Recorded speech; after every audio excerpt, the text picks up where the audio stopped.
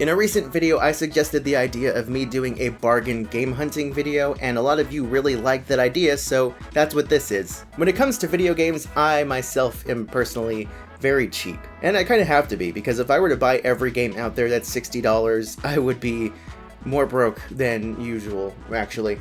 So when it comes to me and purchasing games, I'm very selective and I'm very patient, at least a lot more than I was a few years ago. Even if a game on Steam or the Switch eShop or what have you is 20 bucks, I will wait for that game to drop to like 10 or maybe less depending on what kind of game it is. If it's something where I'm like, okay, that could be cool, I'll wait for like a 75 to 80% price drop. But if it's something I'd really like to play sooner, I can deal with like 50%, unless it's still a $60 game that dropped down to 30, because that's still a lot for me. I am very patient and selective when it comes to spending money on games. And that is for a few reasons. I like to collect games in physical form, and the only way to really do that on a budget is to wait and just jump on those bargains. So I'm going to show you guys a haul of some games I picked up very recently and paid very little for, because I know how to jump on those deals and work the system, bro. This is all over a few months, and when you see how much I actually got out of it, you'll be like, whoa.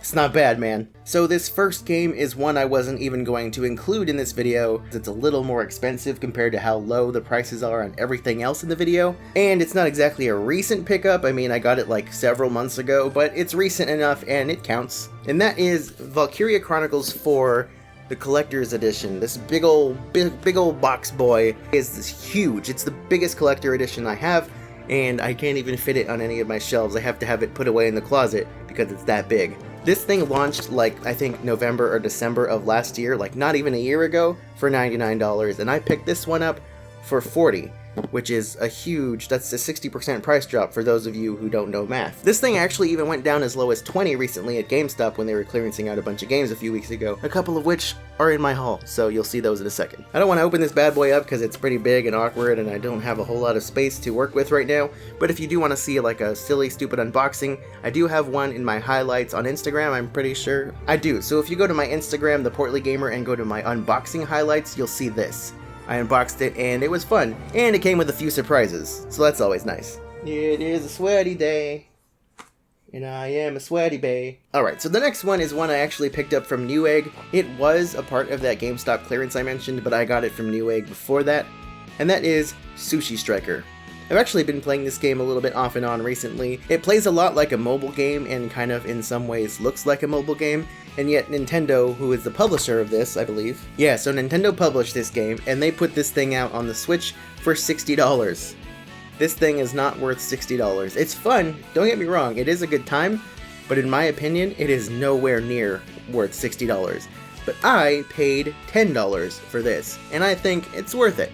At least for the Switch version. It's also available on the 3DS, and I've actually seen it for like $5 on 3DS on Newegg, I think, or Amazon, one of those. The next game, also from the GameStop clearance, is Mega Man 11.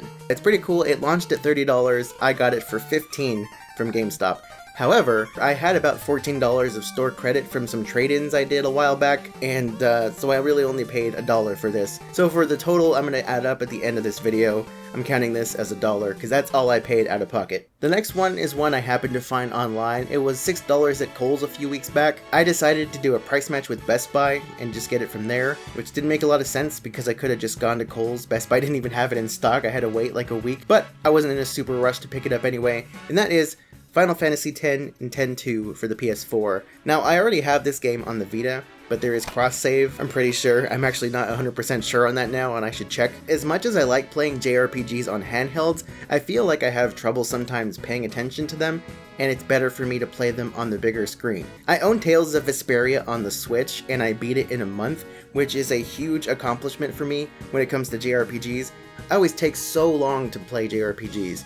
I mean, I started Final Fantasy X on my Vita, I'm pretty sure last year, and not even that far into it, maybe like 10 hours. And one of the reasons I believe that I beat Tales of Vesperia, one, aside from enjoying it so much, is that I played it docked most of the time.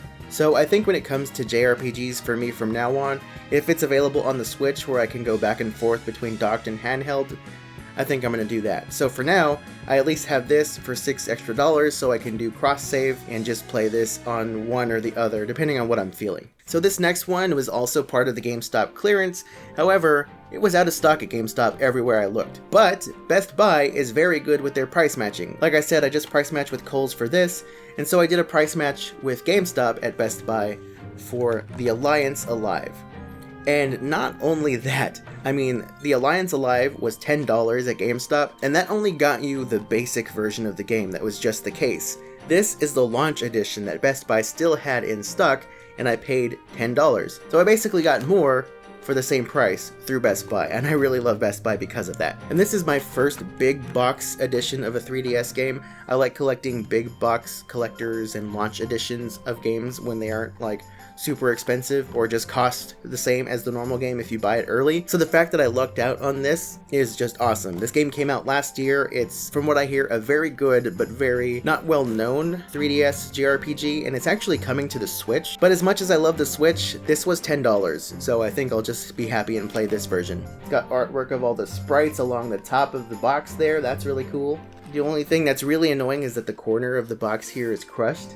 It just came that way because they didn't send it like in a box. They sent it in like a padded envelope. Just a word of advice to GameStop or Best Buy or whoever. When it comes to these types of boxes for games, a lot of gamers buy these because they care and they want them in a nice condition. So don't send them in a padded envelope. I mean, for all I know, this was damaged in the warehouse, but still, don't send it in a padded envelope. It came with the game, of course, which I have sitting on my shelf.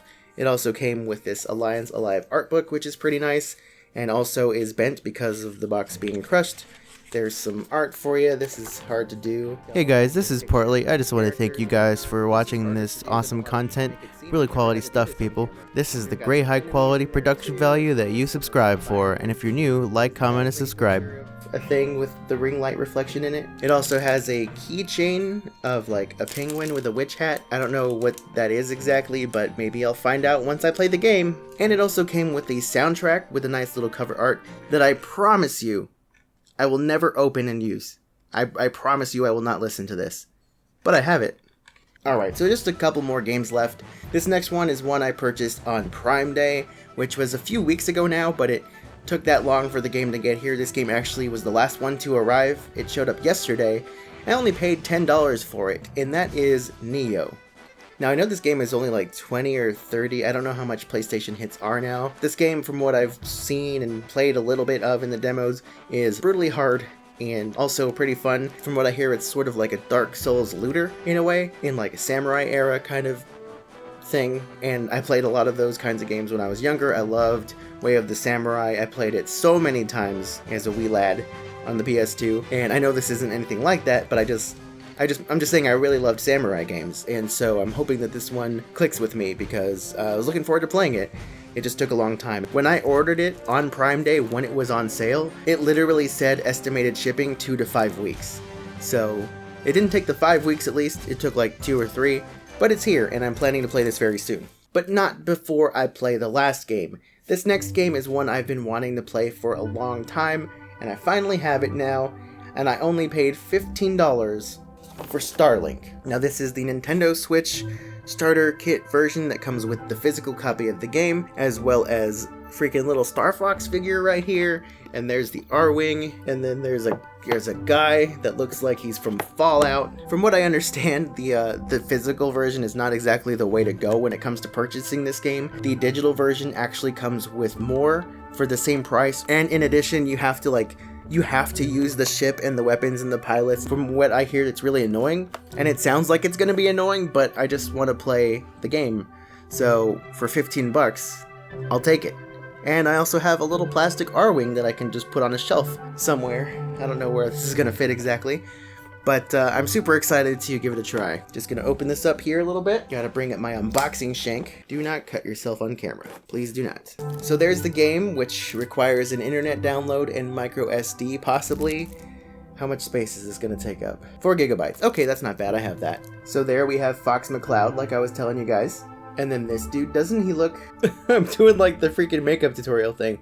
Focus. See, doesn't he look like he'd be in Fallout? He looks like a vault dweller with like some kind of armor on his shoulders like in Fallout 4. And then look at this thing, it's huge! This is the R-Wing, man. This is freaking awesome. The wings like move up. Holy moly. That's really cool. I'm actually really excited for this. I will never buy another one of these stupid ships or weapons or pilots. I really do not care. I don't care how much they go on sale. I'm not gonna add another little plastic trinket that I don't care about into this room. So, and then it comes with this ridiculous base thing that I'm gonna have to put my Joy-Cons in and put the ship on here. I'm pretty sure you like have to do that to play this game, which is going to be annoying. My battery is dying though, so I have to wrap up this video. That was the last one. Alright guys, kind of rambled on for longer than expected and my battery started to die. So I'm going to continue the rest of this video just with voice and probably some like game footage or something. That's why I have B-roll saved up for. Alright, so just to add everything up and get a grand total on what I've spent on these games over the past, let's say 5 months or so. Most of them actually within the past like month or two, with the exception of Valkyria Chronicles. We had Valkyria Chronicles for $40.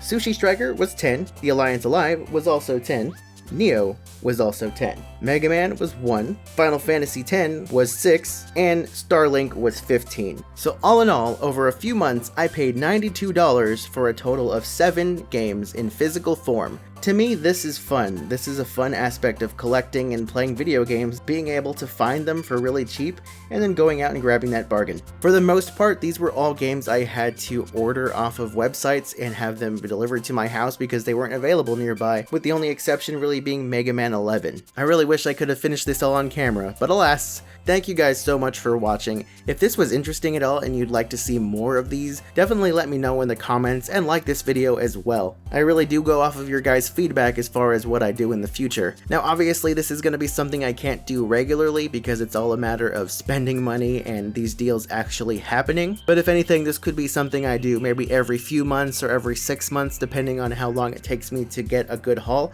But I don't know. We'll see. We'll see what happens.